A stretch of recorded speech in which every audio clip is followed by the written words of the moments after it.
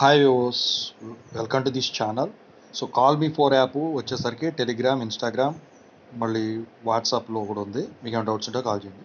So ముందుగా అయితే ఈ ఛానల్ సబ్స్క్రైబ్ చేసుకోండి, వీడియోని లైక్ చేయండి, షేర్ చేయండి. టెలిగ్రామ్ గ్రూప్, వాట్సాప్ గ్రూప్ రెండు డిస్క్రిప్షన్లో ఉన్నాయి, ఖచ్చితంగా అయితే జాయిన్ అవ్వండి. సో ఇందుట్లో వచ్చేసరికి ఏంటంటే JNTH గ్రేస్ మార్క్స్ ఏవైతే ఉన్నాయో అది 2022 వాళ్ళైనా, 2023 వాళ్ళైనా, 2024 వాళ్ళైనా సో అప్లై చేసుకుంటే పర్సంటేజ్ అనేది ఏవైతే సబ్జెక్ట్స్కి అప్లై చేసామో ఆ గ్రేస్ మార్క్స్ పెరుగుతుందా అని చెప్పేసి అందరూ అడుగుతూ ఉన్నారు. దాని గురించి అయితే చెప్పబోతున్నాను. ముందుగా అయితే ఇన్స్టాగ్రామ్ లింక్ కావాలంటే డిస్క్రిప్షన్లో ఉంది, దాంట్లోకి వెళ్ళి డౌట్స్ పెట్టండి. ప్రతిరోజు తెలుగు ఇంజనీరింగ్ కేసులో మీది కొన్ని రోజులు ఆపానులే, కానీ మీకు డౌట్స్ అయితే వచ్చేస్తాయి వీడియో కరెక్ట్ది ఉంటే. So Telugu engineering education, JNTU updates channel, software courses, work support channel links డిస్క్రిప్షన్లోనే, ఖచ్చితంగా సబ్స్క్రైబ్ చేసుకొని డేటా సైన్స్ స్టార్ట్ చేశాను. సో ఇక టాపిక్లో వెళితే ఏంటంటే ప్రస్తుతానికైతే 30-23 జమా నడుస్తూ ఉన్నది.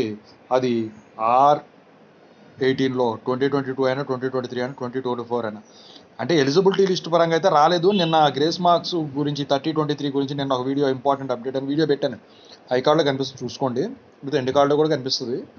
సో ఖచ్చితంగా అయితే చూడండి, అది దాని ప్రకారం మీరు డిసైడ్ అవ్వండి. అయితే ఇప్పుడు 30-23 ఇచ్చారే అనుకుందాం. అయితే మీకు ఎన్ని సబ్జెక్టులకైనా పెట్టుకునే దానికి ఛాన్స్ ఉంటుంది కదా ఆ కేసులో. అప్పుడు మీరు ఈ 30, ఫర్ ఎగ్జాంపుల్ రెగ్యులర్ వాళ్ళు ఉన్నారు, ఈ 30 తీసుకెళ్ళేసి ఒక 5 సబ్జెక్టులు మిగిలినాయి అనుకోండి, ఎలిజిబిలిటీ ఉందనుకోండి, 5 సబ్జెక్టులకి అప్లై చేసుకున్నారు మీరు.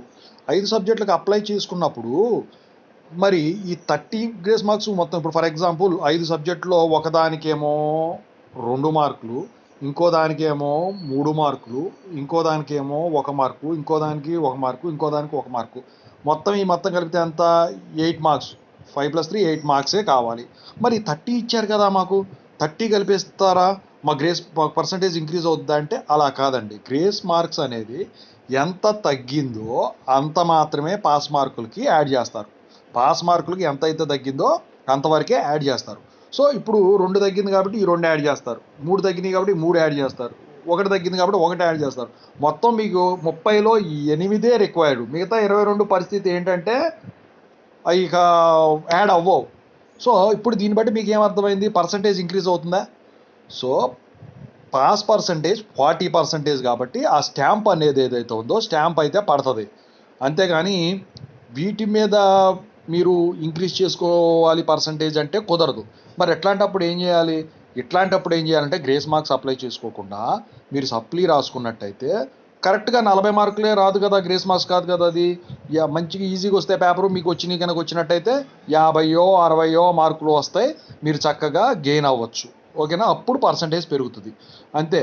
ఓకేనా? సో చాలామంది స్టూడెంట్స్ దీని గురించి డైలమాలో ఉన్నారనమాట.